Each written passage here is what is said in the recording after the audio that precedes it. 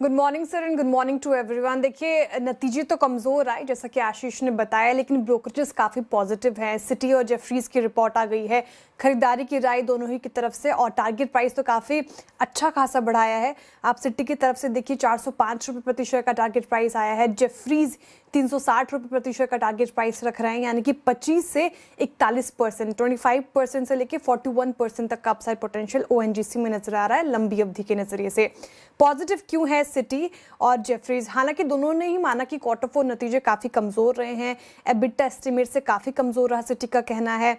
कारण रहे gas sales expectations से काफी कम रही, पैट पर भी असर देखने को मिला। इसके पीछे का कारण है हायर एक्सप्लोरेशन राइट ऑफ, जिसकी वजह से ये डेंट पड़ा है, पैट पर एस्टिमेट से 22% नीचे रहा।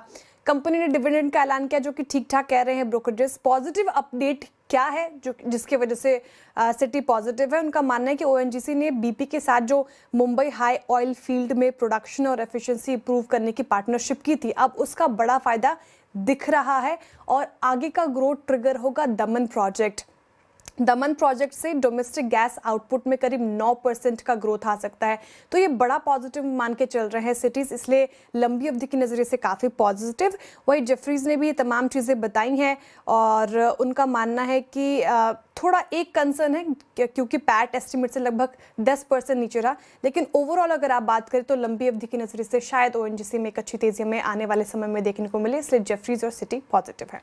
ओके, देखिए, इसमें सेलेक्टिव स्टॉक्स पसंद आ रहे हैं ब्रोकरेजेस को। अब जेपी मॉर्गन की रिपोर्ट आ गई है, क्या पॉजिटिव रहा इस पूरे स्पेस में? तो अभी फिलहाल जिस तरीके से क्रूड ऑयल थोड़ा नीचे आया है और रिटेल फ्यूल प्राइस बढ़ा है, तो ये पॉजिटिव है।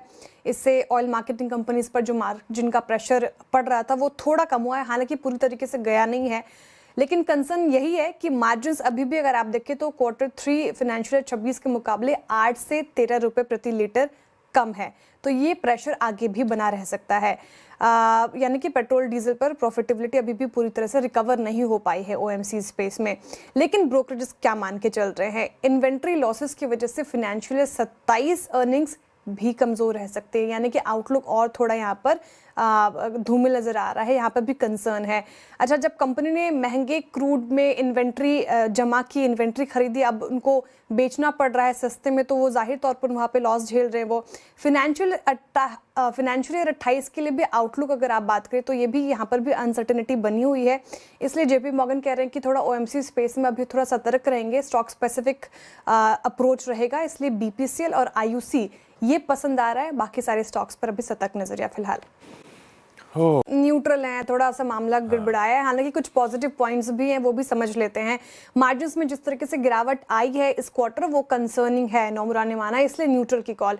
लेकिन पॉजिटिव क्या है, इनका जो ऑर्डर बैकलॉग है वो 9% बढ़ा है साल दर साल, 45,030 करोड़ के पास पहुंच गया। ये अच्छी चीज़ है जो कि एस्टिमेट से इनफैक्ट बेहतर है नोमुरा के। डोमेस्टिक डिमांड देखें तो वो मजबूत बना हुआ है, तो डिमांड ट्रेंड भी ठीक है, लेकिन शॉर्ट टर्म में अगर आप देखें तो थोड़ा कॉशियस साउंड कर रहे हैं, नियर टर्म में प्रेशर रह सकता है, इसलिए सीमेंट्स पर न्यूट्रल नजरिया।